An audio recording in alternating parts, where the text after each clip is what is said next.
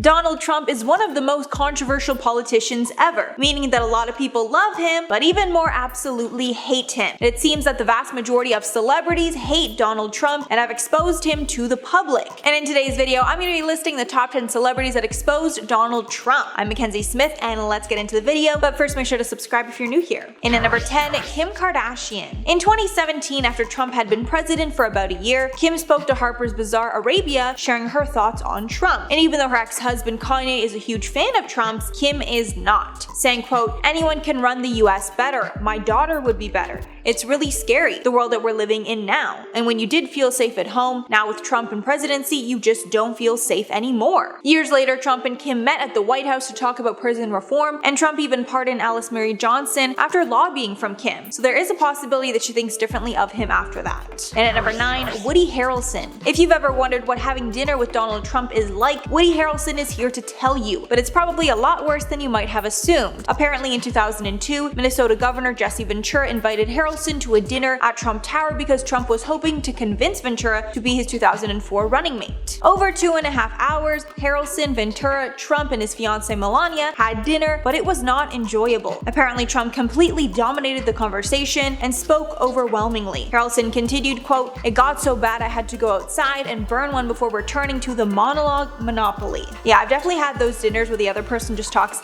95% of the time and it's like, why am I even here? Could be a brick wall right now. And at number 8, Chrissy Teigen. Chrissy Teigen and Donald Trump had a long battle on their platform of choice, Twitter. Trump came after her and her husband John Legend in a series of tweets. Apparently the reason was because the couple didn't give Trump the credit he deserved on prison reform. After this, Teigen went off on Trump, which led Trump to tweet that she was a, quote, "filthy-mouthed woman." This feud between them ended with Chrissy getting blocked. In response to her being blocked, Chrissy told People magazine, quote, "I have been very anti-Trump since The Apprentice, like when it first started, so it didn't start during the presidency like everyone thinks. This goes pretty deep. And I don't even follow him, so I'm definitely fine being blocked. There's just this part of me that's so happy that he had to actually do that." And at number 7, Samuel L. Jackson. If you follow Trump at all, then you know he loves playing golf. And over the years, he's played golf with a lot of celebrities, but most of them do not have good things to say about those golf games when asked. When Samuel L. Jackson was asked who the better golfer is, him or Trump, Jackson said, quote, "Oh, I am for sure. I don't cheat." Yikes,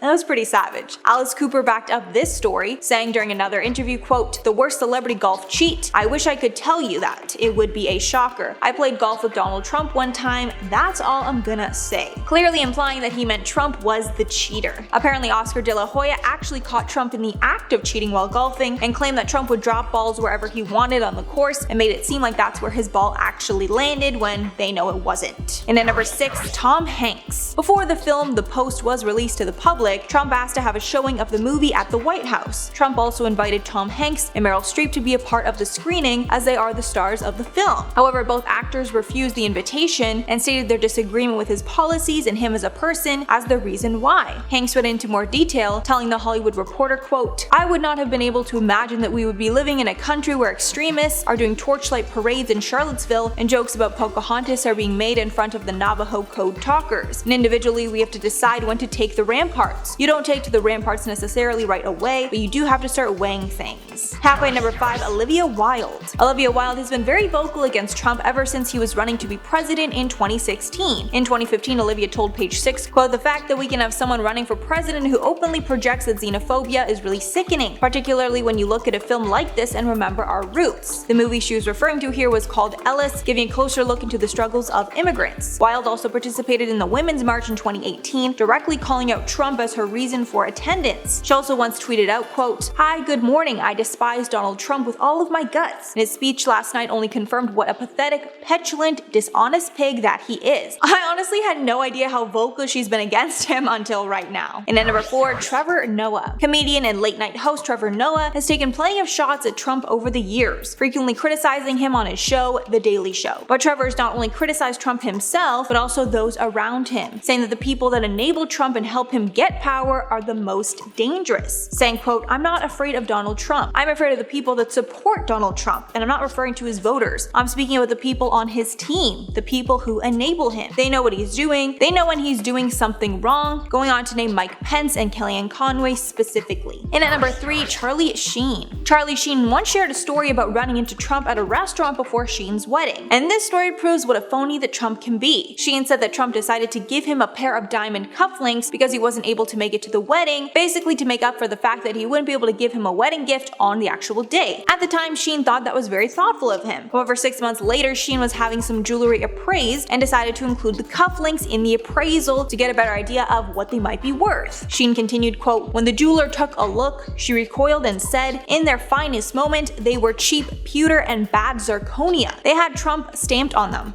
I think that says a lot about the man. And at number 2, LeBron James. LeBron James was very involved with politics when Barack Obama was president, even meeting him at the White House a number of times. However, when Trump invited a number of NBA players to the White House and they refused, James decided it was time for him to share his true thoughts. After Stephen Curry declined Trump's invite, Trump responded by claiming that he was not allowed to go anyways. Then James tweeted, quote, "You bum Stephen Curry already said he ain't going, so therefore ain't no invite. Going to the White House was a great honor until you showed up." The Philadelphia Eagles also got their invite revoked, and LeBron responded that it was not a shock and that this type of negative communication would continue as long as Trump was in office. And finally, number 1, Geraldo Rivera. Geraldo Rivera is a longtime friend and supporter of Trump's who's been affiliated with the Republican Party for years. However, after the January 6th insurrection of the Capitol, Rivera said that he was reevaluating his loyalty to Trump. He wrote that after the events at the Capitol, he realized that his loyalty to Trump was misplaced, adding, quote, "A loyal friend was hounded without mercy by Democrats intent on destroying him day one, but then he lost the election, and losing the election made Donald Trump crazy. It revealed the dysfunction in him that I refused to see." Rivera noted that Trump should be impeached for his behavior, especially after Clinton was impeached for lying about inappropriate sexual relations. So that's all for the list, guys. Let me know your thoughts on this one below. But before I go, I'm gonna shout out some comments from my video on Anna Campbell. Natalia Taylor said, "Thank you for the representation. We deserve justice." You absolutely do, and it was so crazy to read Natalia's comment here because I've been a fan of hers for so long, since like 2018, for the longest amount of time. I'm not sure if you guys follow her. She took a break kind of in the middle after she was dealing with her